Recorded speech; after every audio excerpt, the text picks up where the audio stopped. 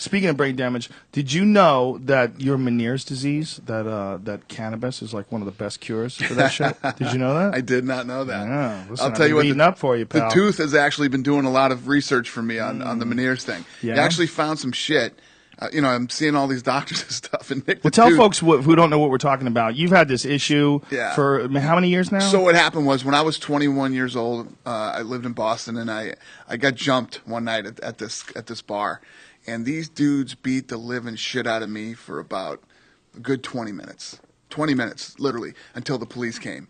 And at one point, I remember I was on one knee, and this fucking guy must have punched me in this ear 1,000 times. You know, my God. and I was getting kicked and hit from all kinds of different directions. The guys were from Charlestown. I'm lucky I didn't get stabbed. I'm lucky I got the shit beat out of me.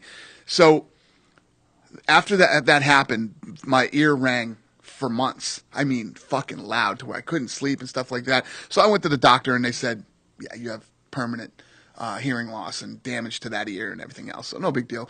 It was what it was. And I later on in life, it eventually turned into Meniere's, which is nerve damage.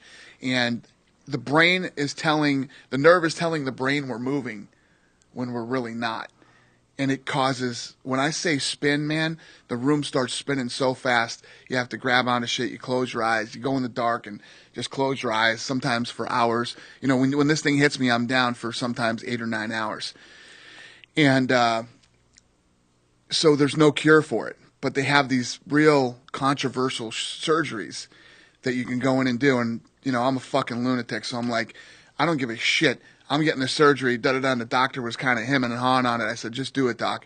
Well, I just went in yesterday. You didn't know this because we didn't talk about this yet. So this was my first follow-up, and the fucking surgery was a complete disaster. So that's why I've been so fucked up lately. It was a disaster in what way? It helped 70% of the people it helps. I'm the 30% that went the other way.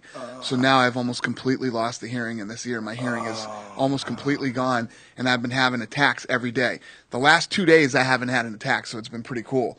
And I'm feeling pretty good. But like I said, so that's in a nutshell. There's nothing you can do about it unless now I opt to go in and get the surgery where they cut the nerve, which will put me in the hospital for 7 days, and then I'll have to learn how to walk again. So...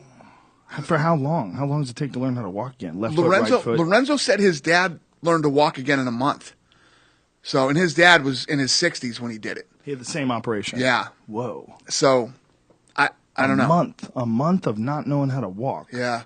And then depth perception, like picking things up like this. Whoa. Yeah. Yeah, people don't realize how much the ear is related to equilibrium. That's why when guys get punched sometimes, you see in a fight or kicked, they get, their equilibrium goes, and it's an ear injury, an inner ear injury. And sometimes eardrums get popped.